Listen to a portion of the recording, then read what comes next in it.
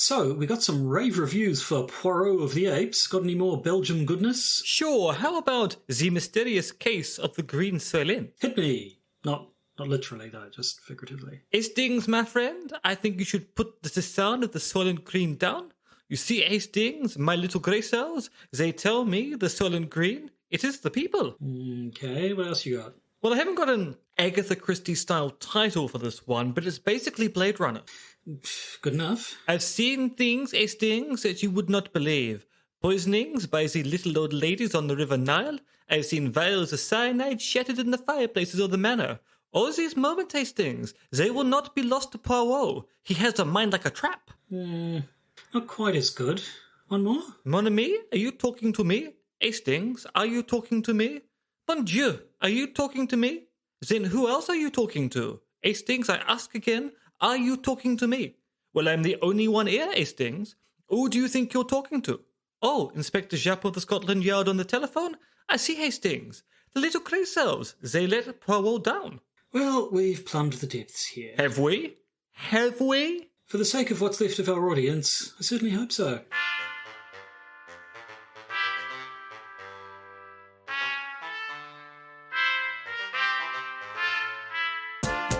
The Podcaster's Guide to the Conspiracy, brought to you today by Josh Edison and Dr. M. Denton.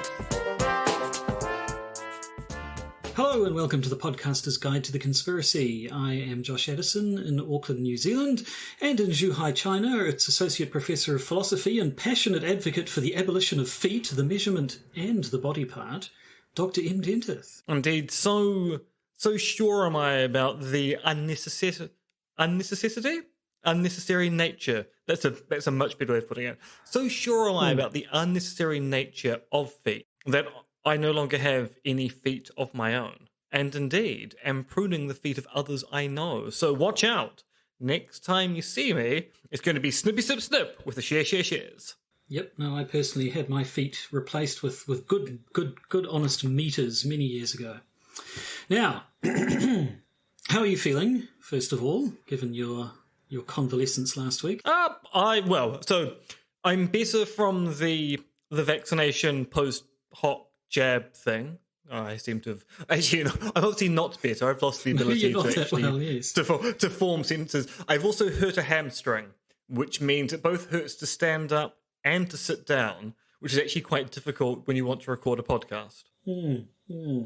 Right, well, so I know I say this every time, but maybe this episode had better. Maybe we actually have motivation to make this episode a short one then, for your own physical well-being. Indeed, I mean this is going to be a classic episode that whenever you ask for my comments, I'll go, nothing to say here, move along. Indeed, yes. I'm going to say there's nothing more to say here, move along. Welcome to Conspiracy Theory Masterpiece Theatre.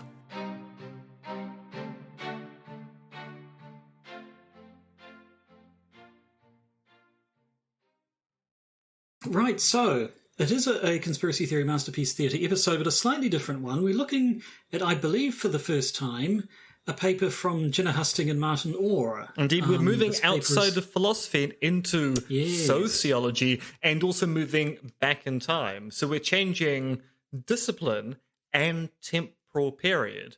Things have got very confused, and there's a reason why they've got confused, and it'll eventually make a kind of sense, but never be acknowledged in the actual episodes themselves. So, it gets a bit meta at this point. Yes. No, so the paper we're looking at is called Dangerous Machinery, Conspiracy Theorist as a Transpersonal Strategy of Exclusion. And last time we had a article title that rhymed, which I believe I said I'm 1,000% in favour of. If that's the case, I'm 2,000% in favour of article titles that sound like a sort of early period Nine Inch Nails album. Well, indeed, it's even published in a journal that sounds like a Nine Inch Nails album. Symbolic Interaction. Maybe something bit new wave 80s, I'm not sure. But yes, definitely. Or possibly even a Tool album. I can imagine a Tool album being called Symbolic Interaction 3.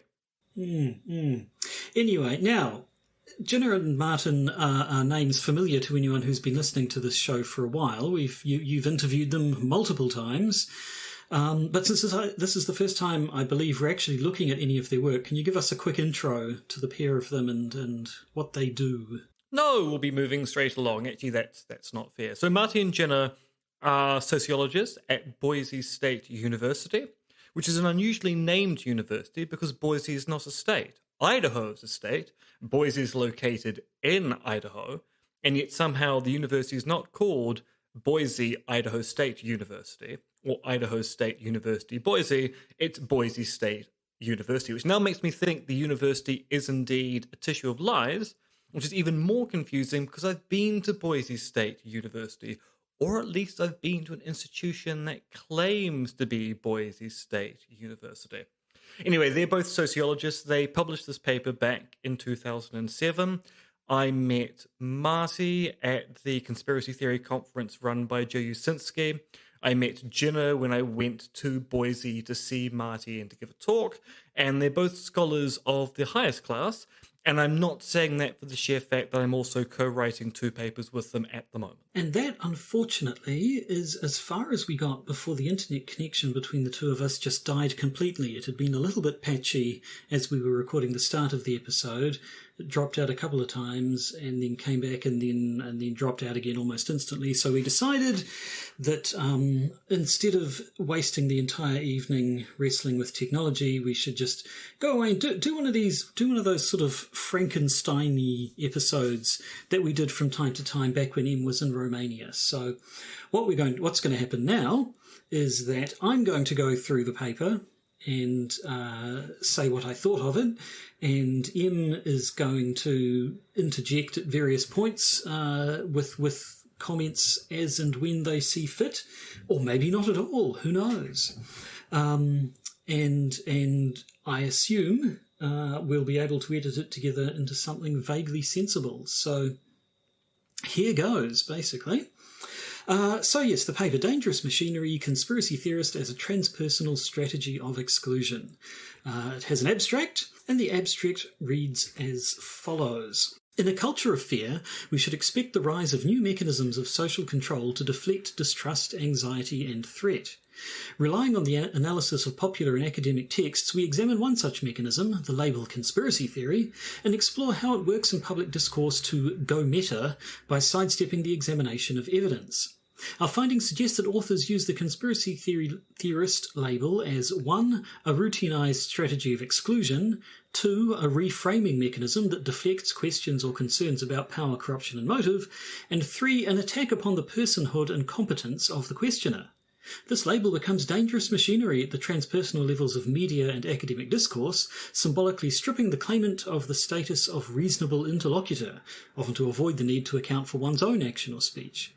We argue that this and similar mechanisms simultaneously control the flow of information and symbolically demobilize certain voices and issues in public discourse.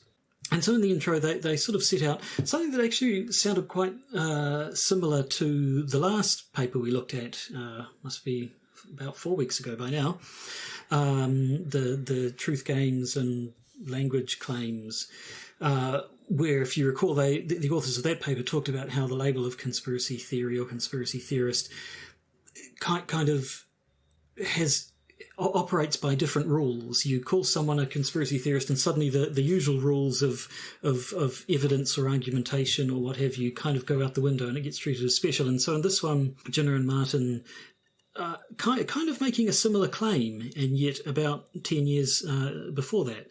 So in the intro, for instance, in the introduction section, they say, when I call you a conspiracy theorist, I can turn the tables on you. Instead of responding to a question, concern, or challenge, I twist the machinery of interaction so that you, not I, are now called to account. In fact, I've done even more. By labelling you, I strategically exclude you from the sphere where public speech, debate, and conflict occur. So right from the start, they sort of seem to be identifying the fact that this label of conspiracy theory, used obviously in the pejorative sense that we're used to, can sort of short-circuit any kind of discussion and immediately put the person you're accusing of being a conspiracy theorist on the back foot, as it were, which I think is a cricket term. I'm not sure if that translates overseas, but anyway. So I guess before we start, this is a sociology paper, and it's the first sociology paper I've ever read, I'm pretty sure. And I found it a little bit, I guess harder to read is kind of the word, and not in that it's written in obscure or difficult language, but just sort of it operates differently to philosophy papers. For one thing, it's a lot more empirical, as we'll see, having sort of made their claims at the start. A large part of this paper is going to be basically a survey of media and academic literature to sort of provide evidence for their claims. But it does start off in the first proper section, which is called Going Meta, Frames as Machinery of Discourse, setting things out a little bit. So they do a bit of good old-fashioned defining of terms, in particular the idea of a frame being sort of the sort of thing a speaker would say in certain circumstances, as opposed to anything the speaker may actually say. I think I'm getting that right. And so they talk about how the label of conspiracy theorist sort of shifts the frame, because when you've been accused of being a conspiracy theorist, you're no longer, it's no longer about what you're saying. It becomes about what you say in relation to that. We'll see a bit later on, they talk about the whole disclaimer strategy of saying, I'm not a conspiracy theorist, but. So it kind of metaphorically pulls the rug out from under you. They say conspiracy theory or theorist is an apparatus that, when invoked, sets in motion a frame shift that exposes both the speaker's claims and the speaker's competence to attack. So again, it's not just arguing against what you say. It's almost attacking your right to say it, or your competence to be able to say it. And so that sort of sets up. I think I'm glossing over a lot here, and I'll probably be doing that a bit, because again, there's a lot of stuff that didn't quite resonate with me coming from a philosophy background, so I've kind of skipped across to the things that did, I keep wanting to say, make sense to me, which is not to imply that the rest of the paper doesn't make sense. It's just makes I don't have the background to properly handle it. But so that's the start of it. We get into the next section called Situating the Machinery, Symbolic Interaction and the Sociology of Power and Language. They start by saying power, language, and meaning construction are central to our work. Power is a notoriously slippery concept, whether we take a Foucauldian or symbolic interactionist approach. But scholars across perspectives concur that we must approach power not as a what or a thing, but as a how, a set of processes or mechanisms. Foucault, at least, I almost feel like I'm on familiar ground there, although I never really did a lot of Foucault. We haven't talked about it much in this particular podcast, but he's a name I know. But so they say, talking in particular about American political culture, they say that recent work on the transpersonal level indicates that US public arenas are now characterized by anxiety and the constant spectre of danger, in addition to, or perhaps instead of, a sense of homogeneity. The idea being that in previous times there was, and obviously I have no competence to be speaking about the national mood of the United States a decade or so before I was born, but basically the suggestion is that we went from an idea of sort of the homogeneity, and the way you would attack something would be sort of to suggest it's not properly American, and now that these days, especially in the sort of post 9/11 era, there's the undercurrent of fear, which I think is not a particularly outlandish claim if you just look at how much of sort of populist politics, especially your good old Trumpy stuff, is all about identifying a boogeyman, identifying a threat, whether it's immigrants or terrorists or critical race theory or what have you. So moving on, they say, in such a culture, fear and threat become the means for media, politicians and corporations to sell commodities, buy votes and justify policies reducing civil rights and promoting war. As the mythos of consensus has turned into a mythos of fear, we would expect to find new interactional mechanisms to shield authority and legitimacy from challenge or accountability in a society characterized by political, economic and cultural inequalities. Conspiracy theory or theorist is one such mechanism. The label functions symbolically, protecting certain decisions and people from question in areas of political, cultural and scholarly knowledge construction. Such devices are strategies of exclusion and are used across the political spectrum and for a variety of topics. In all these contexts, they can deflect attention from the claims at hand and shift discourse to the nature of the claimant, which again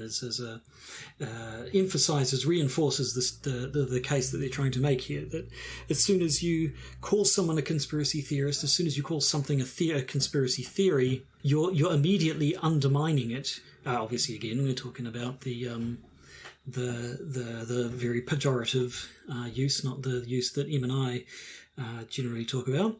You're immediately challenging not just the content of the conspiracy theory, but the character or the standing or the competence of the person who's putting it forward, sort of shifting the attack even a further step back, so you don't even need to criticise the actual content of what they're saying.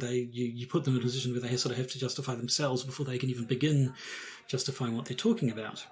Now, the next section is called Caveat.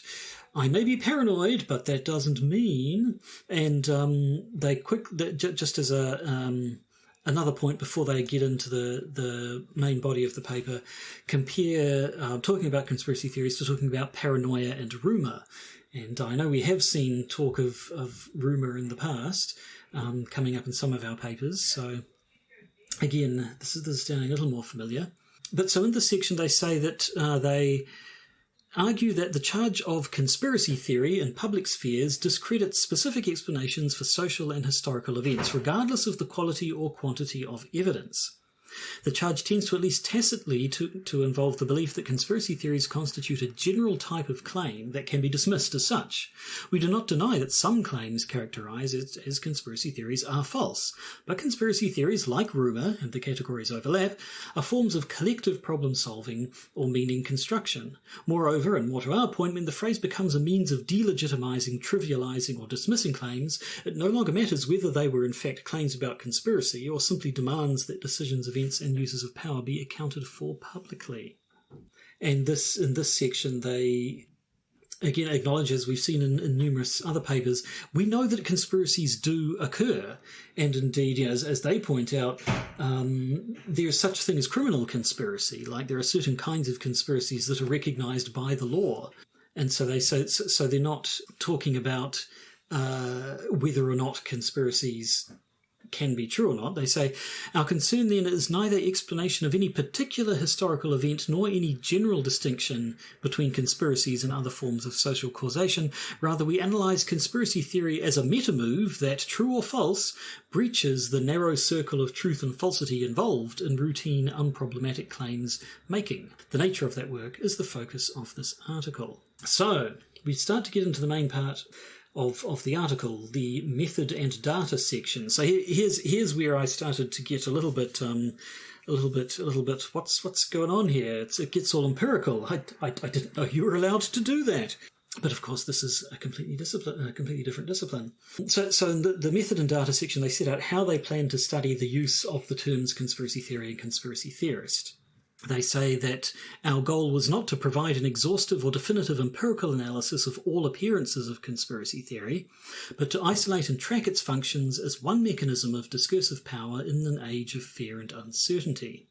So they talk about exactly what they've been analysing to track how conspiracy theory is used. They are using LexisNexis. They say we searched the New York Times to track the frequency of conspiracy theory and theorist from 1968 to 1995. As Table 1 shows, the phrase has been on the rise since the mid-1980s. They have a table. They have an actual graph in this paper. It practically looks like science. I'm all at sea here. And obviously, being a podcast, I cannot show you this graph, but take it from me that it very clearly shows the terms conspiracy or conspiracy theorist, both in headlines or leads or in the full text of article. There's quite a noticeable jump sort of around 1980, and then it continues to trend upwards all the way to the early 2000s. So they say, we examined the labels conspiracy theorist and conspiracy theory, as well as explicit articulations of the phrase's semantics.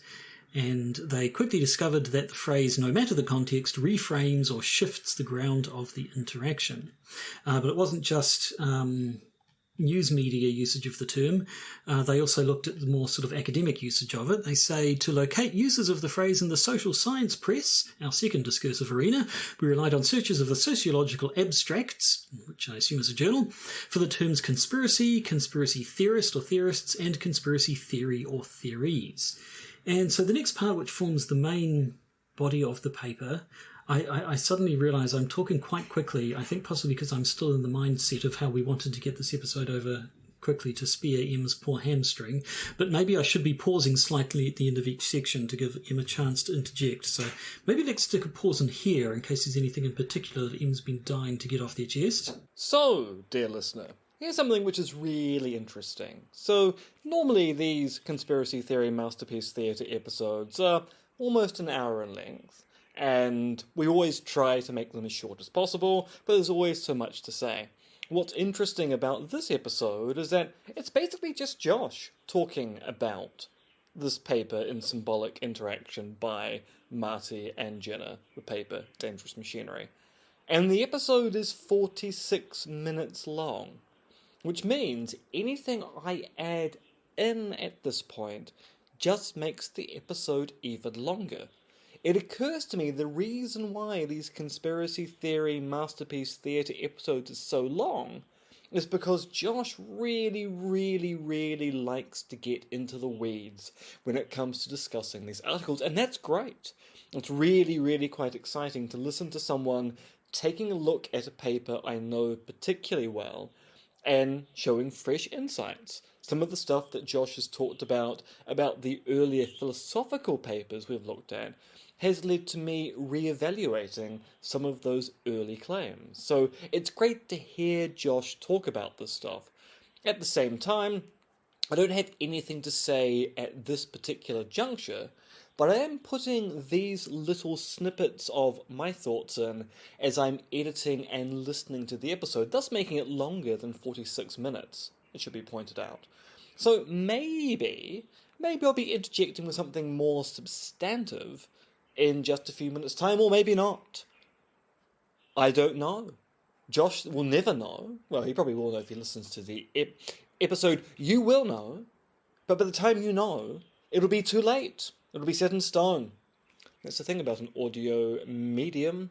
It's very much temporally fixed. Maybe, maybe not. I don't know. As I move along to the next bit. And again, actually, one thing I should have said at the start there, this is something that would not be apparent to you, but Em may or may not have noticed that usually when we do a conspiracy theory masterpiece theatre episode, I'll read through the paper, and because obviously it's entirely new to me, I sort of do the read through and note taking and what have you. And in philosophy papers, there usually sort of be a bit of a quote and then a whole bunch of points of my thinking on the quote. But when it's a paper I don't quite understand as well, it's pretty much nothing but quotes that I figure probably speak for themselves or I don't know enough to actually say anything about. And the notes that I took for this one are almost 100% just wrote quotations of what they said. So there's probably better scope for Em to be interjecting here. So going forwards, I'll have to remind myself to take a breath in between each section. But the first section is mainstream news and conspiracy theory. So they start this by saying conspiracy theory might be used variously, for example, to conceal, defend, label, or paraphrase. In our data, it is uniformly a meta-move with several analytically distinct yet co-occurring functions. It reflexively reframes an interaction, challenges the legitimacy of claims or claimants, and allows its user to avoid addressing the claims themselves. It shifts discourse from claimants' manifest content to their right to be taken seriously. Again, restating basically that seems to be the theme of this article that they're trying to find evidence for. So they look at the use of the term conspiracy theory or conspiracy theorist in 4 different areas, each of which has its own little subsection in here. So those areas are politics, sports, American character, and race, nation, and ethnicity. So in the first section, first subsection, I suppose, politics, power as conspiracy theory, they give examples of political conspiracy theories, in particular theories that the Bush administration had been forewarned of something like 9/11, which, of course, again, this is... They're not specifically going for sort of 9/11 truth stuff. They're going for any sort of theory where the label conspiracy theory is applied, because, of course, it did sort of come out that there was that briefing that suggested that Al-Qaeda are probably looking to make some sort of attack on American soil. I forget the exact details of it. And so it was a slightly bad look that this information does seem to have been there, but either wasn't noticed or wasn't properly taken seriously or acted upon. And yet, so we know this is the thing that happened, and yet when people would say stuff like that the Bush administration had been warned about this, it wouldn't sometimes be written off as that's just a conspiracy theory. And so they talk about how political conspiracy theories like this see the term conspiracy theory used to basically ridicule them. And often, in doing so, they'd make reference to things like grassy knolls or Roswell. And a theme you saw of it was sort of the conflation of anything that gets the label conspiracy theory instantly gets lumped in with the much less plausible, less reputable ones. So moving on to the next section, sports, bad call or conspiracy, looking at the usage of the term conspiracy theory in sports articles. Mostly they say we're only ever really passing references. It would usually be in stories where there'd be accusations of bias in a referee or something like that, and someone would just there'd just be a sort of an offhand comment to, was there really bias, or is this just a conspiracy theory on the part of sore losers or something like that? It was obviously disparaging. It was obviously, again, ridiculing. What was the quote up above? Shifting discourse from claimants' manifest content to their right to be taken seriously, but in a much more sort of offhand, just passing mention kind of way. So the next subsection, American character, everyone loves a conspiracy theory. And this was, as they say, associations between conspiracy theories and pathology, as we often see. We've seen that in philosophical articles and in other ones, the idea that conspiracy theory is sort of evidence of some sort of pathology, whether that be actual mental illness or just sort of epistemic vices, as we've seen.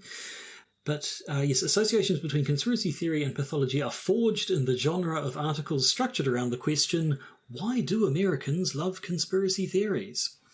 And so this was them looking at articles, basically talking about conspiracy theories and why people like them and why they stick around and so on and so forth. And once again, they saw a lot of instances of conspiracies, known conspiracies, things that we know actually happened, nevertheless still get folded in with the unproven ones. And so they say it's the move to tarnish what was in fact conspiracy shows the label's power. So things that were actual conspiracies that actually happened, your Watergates and what have you, you can still use the label to take away the power of any such thing simply by associating them with other conspiracy theories that we know are that are considerably less reputable, less plausible, to suggest that they're all kind of the same. They're all these conspiracy theories, they're all alike. So anything that shares that label is sort of tarred as being as bad as the worst of them. And then finally, the last subsection here is race, nation, ethnicity, the other as conspiracy theorist, where they say, articles on Iraq reveal a conjunction of racism and conspiracy baiting as a means of national identity spoilage. The mechanism functions to tarnish any particular member of a nation or collectively linked with the label. And so this is the idea that you say the conspiracy theories are popular within a certain population so as to, again, suggest that the population as a whole has something wrong with it,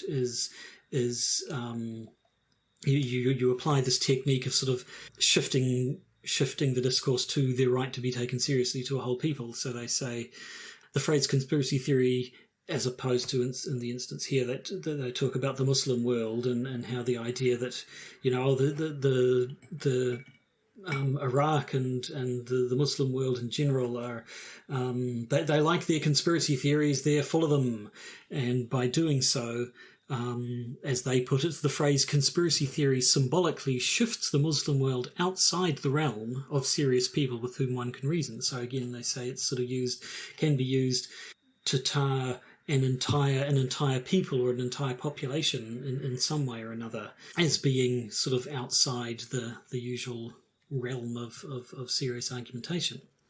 So despite Josh not actually leaving me a pause here to interject myself, I am interjecting into the proceedings. So what we just talked about here is basically labelling practices. And labelling practices don't really get talked about a lot in a kind of explicit sense in the philosophical literature until much later on in the debate. So 2007, 2008, when this paper is having impact, it's not having a similar impact on the way that philosophers talk about the distinction between these things called conspiracy theories and the accusations which we use when we call someone a conspiracy theorist or we call someone's view a conspiracy theory. And so what Marty and Ginna do here is really interesting in that they're looking at different societal contexts and going, look, the phrase gets deployed in a variety of different ways in different contexts. And I want to pull out the sport example here, in part because that's a project I'm working on with Marty and Ginna, the way in which talk of conspiracy theories in the sporting world is kind of passed in the media in a way which it isn't with respect to political conspiracies. So people are quite happy to talk about conspiracy theories in sports as being warranted or unwarranted depending on the evidence.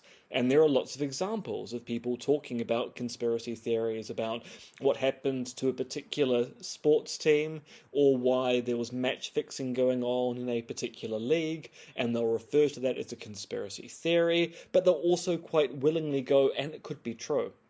Whilst often when we talk about the conspiracy theories in politics, when the label's deployed, it's deployed in such a way that we go, wow, that's probably a irrational belief, isn't it? So it's really interesting the stuff they're doing here.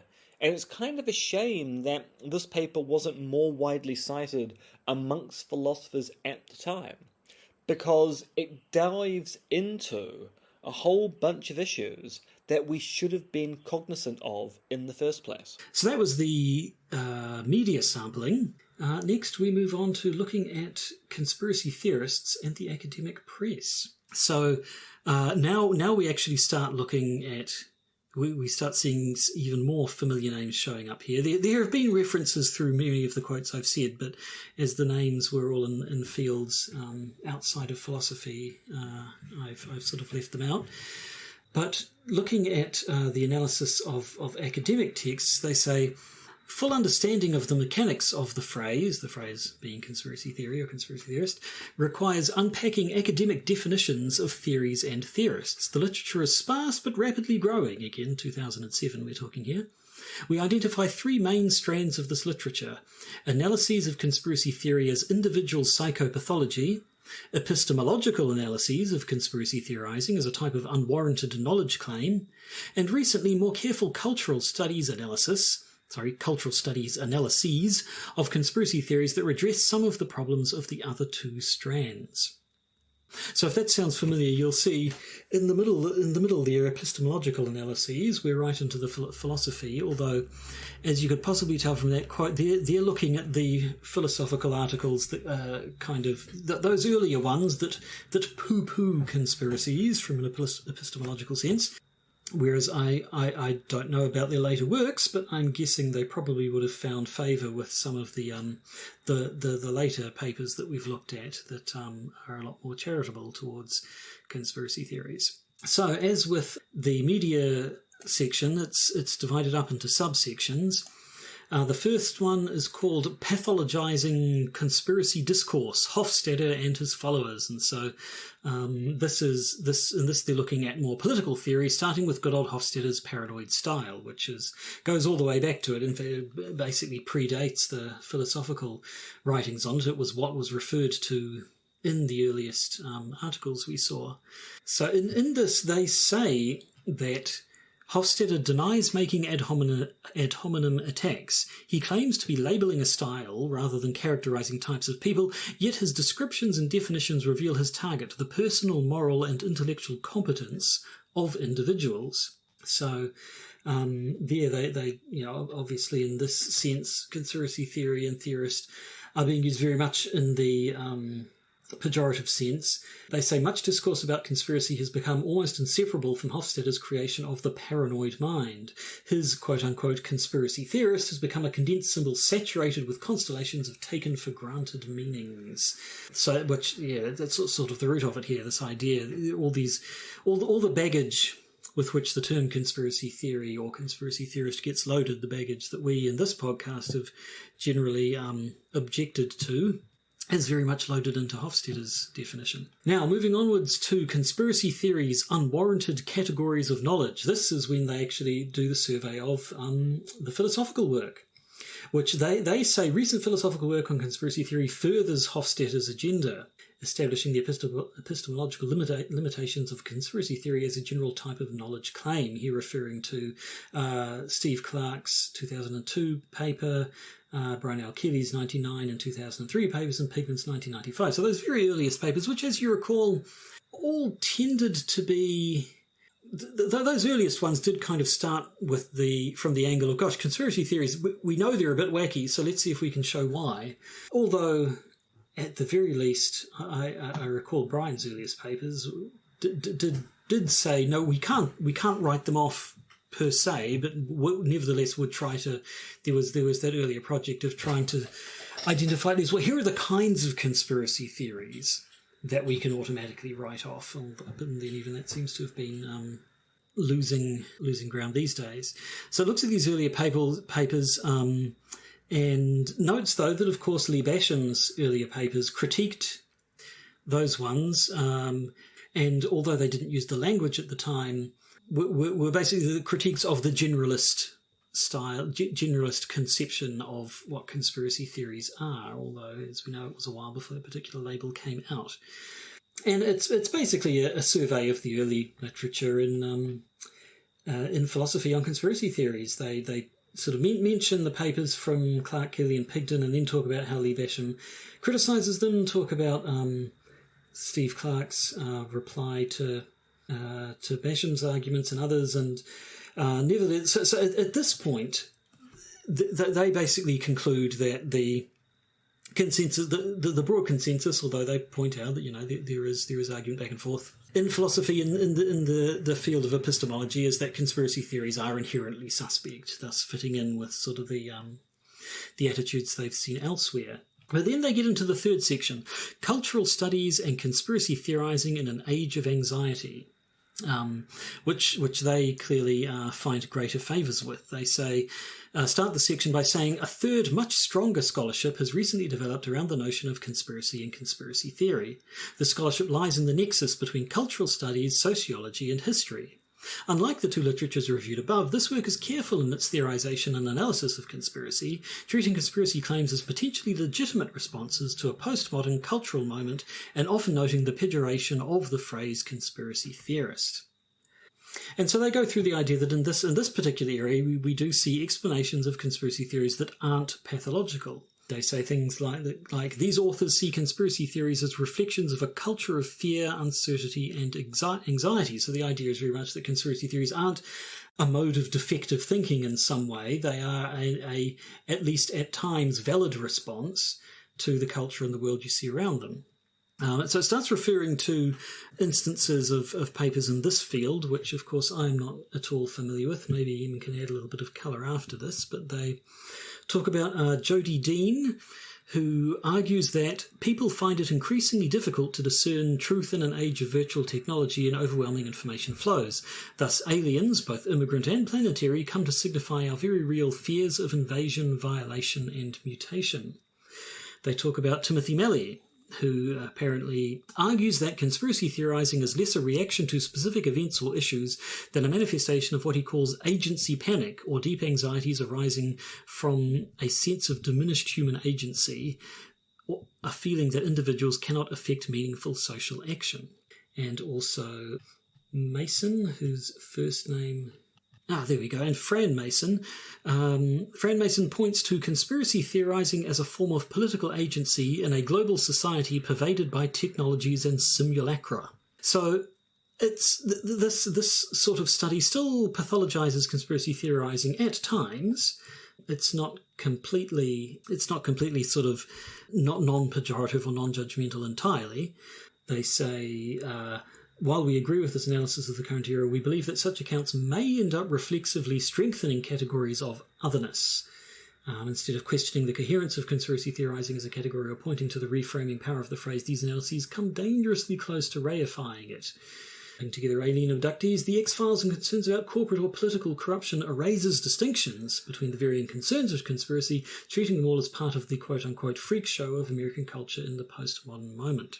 And they go on, scholarly analysis must engage the micropolitics of the term. While this work on conspiracy has shown us the importance of cultural context for understanding many different kinds of phenomena, it must also attend more systematically to the micropolitics of the term, its ability to reflexively tarnish identities of wildly disparate claimants, and to place limits on what can be uttered in the public sphere. So again, referring back to what we've seen elsewhere, the way that the label conspiracy theory or conspiracy theorist can be applied to sort of tarnish whole categories of claim or argumentation or person, basically. So that ends the sort of the survey of media and academic literature that talks about conspiracy theory. They do have another section after this called disclaimers. And this is where they talk about usages of the term conspiracy theory as a sort of, as a disclaimer, as a preemptive move to try and head off this reframing. The classic, I'm not a conspiracy theorist, but... so because people know the power of the term conspiracy theorist to reframe a discussion, so people will try to preempt that by saying, this isn't a conspiracy theory, even though in some cases it obviously is. I'm not a conspiracy theorist. And therefore, I'm not going to let you invalidate my argument in this way by trying to get ahead of the tactic, as they say. The charged conspiracy theory has become serious enough that writers now routinely engage in self-surveillance lest they be labelled a conspiracy theorist, since the conspiracy theorist is often equated with a pathological type, delusional, incompetent, or just stupid. The disclaimer, I'm not a conspiracy theorist, but, is an increasingly common strategy among those who would question or make claims about abuses of power and provides evidence of the policing of public discourse. So, again, this is just, I guess, to account for the uses of the terms that they saw in their survey of literature, where someone isn't making accusations of conspiracy theory, but they're nevertheless acknowledging its power to reframe discourse in this way when they say, I'm not a conspiracy theorist, rather than accusing someone else of being one. So finally we come to the conclusion, where they basically just reiterate the points they've made so far. They say, this article traced one such mechanism in news and academic discourse, the phrase conspiracy theory. In our data, the charged conspiracy theory is a reframing device that neutralises questions about power and motive while turning the force of challengers back onto their speakers, rendering them unfit public interlocutors. Indeed, those who question uses of power increasingly feel compelled to disclaim, I'm not a conspiracy theorist, but such a squeezing of what can be said and done constitutes a form of discursive violence. Thus do public accounts become less and less critical and quote-unquote political. And so then finally, at the end of the whole thing, they sum up like this. We suggest that a whole host of similar devices can be examined. Recent argument over uncivil discourse and social decay seem more like new mechanisms of social control than indicators of social decay in the populace. Like conspiracy theorists, the label may also serve to set some issues, claims and concerns outside the symbolic boundary of reasonable deliberation and contestation. Variants of the label conspiracy theorist become dangerous. The mechanism allows those who use it to sidestep sound scholarly and journalistic practice, avoiding the examination of evidence, often in favour of one of the most important errors in logic and rhetoric, the ad hominem attack. While contest claim and counterclaim are vital to public discourse, we must recognise that democracy is a fragile and delicate thing, quoting Denzin 2004, and mechanisms that define the limits of the sable must be continually challenged. We call on scholars and journalists then to continue to develop a language for systematically tracking and diminishing such dangerous machinery. We are not conspiracy theorists, but we believe that this machinery weakens public spaces that are central for interaction, contest and deliberation, the spaces where we define our world. So this basically seems to agree with the sorts of stuff we've been saying here for many, many years, that there is a danger in the pejorative use of the term conspiracy theory or conspiracy theorist, which is that it allows people to get away with conspiring, essentially. It allows people to do dodgy things and then simply deflect any claim, any sort of criticism or questioning by saying, oh, that's just conspiracy theory, which serves, if you allow this pejorative gloss on the term conspiracy theory, it serves to just simply brush the whole thing aside and place the onus back on the person making the claims to justify their ability or competence to be making those claims in the first place. So that's why, yes, it is. While it is true, and as many of the papers we've looked at have argued, there is, in common colloquial usage, conspiracy theory often has all this baggage. It's a loaded term with a whole bunch of implications. And so while we've seen some papers that say, well, you have to take those implications on board when you're defining it, then you get others that say, well, no, that by loading it up with all this baggage, there are significant negative consequences to doing that. So yes, it may be a thing that happens, but we should be arguing against it. So while I don't know where things go from here, I'm sure Em can fill us in a little bit after this. I would assume that Ginna and Martin are happier with the direction that at least some of the philosophical literature has taken. I mean, they're still talking to Em, so I assume they must be getting along nicely there, because, yes, as we've seen, while the earlier papers around the epistemology of conspiracy theories were fairly dismissive, even though there was fairly early pushback from the likes of Lee Basham, people have come more and more to the idea that, no, this idea that you can simply write off conspiracy theories, or even that you can write off certain kinds of conspiracy theories, isn't really defensible. And the only way you can look at things is to evaluate particular conspiracies on their own individual merits. So, on the assumption that Em has put in some last words here, or maybe I've done such a good job that there was no need for it at all, who knows? You have done a very good job, Josh. I just want to put in here, because you asked the question, what do Marty and Ginna think of the existing literature?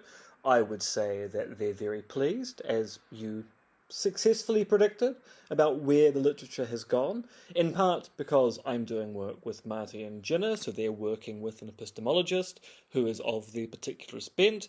We're also involved in a reading group that I run, so they're involved in the discussion with other philosophers about the work that is going on both in the social sciences more generally and in philosophy specifically.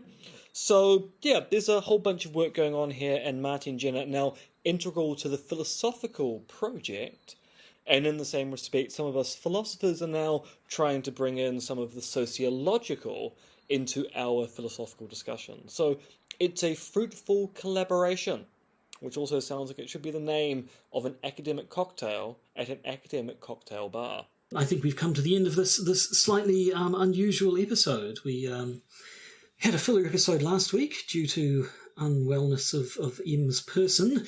Now we have a weird cobbled together, strangely edited Frankenstein episode due to illness on the part of our internet connection. So hopefully this does not become a regular thing, or we might have to rethink exactly how we start doing these episodes. But Fingers crossed, things will be back to normal next week and we can do a regular episode with the two of us actually talking to each other, which does help things somewhat. But until then, I'm going to say goodbye and assume that M says something else now. Hastings, you are but a slave. Like everyone else, you were born into the bondage. Born inside a prison you cannot smell, taste, or touch. A prison for your grey cells. Unfortunately, Hastings, no one can be told what exactly the Matrix is. You have to experience it for yourself. This is your last chance, Hastings. After this, there is no turning back. You take the blue pill, and your story ends, Hastings. You will wake up in the bed, and you will believe what it is you want to believe. You take the red pill, and you stay in Poirot's Wonderland, and I will show you how deep the criminal rabbit hole goes. Remember, Hastings, all I am offering you is the truth, nothing more, mon ami. The Podcaster's Guide to the Conspiracy is Josh Edison and me, Dr. M.R.X. Dentith. You can contact us at podcastconspiracy@gmail.com, and please do consider supporting the podcast via our Patreon. And remember, they're coming to get you, Barbara.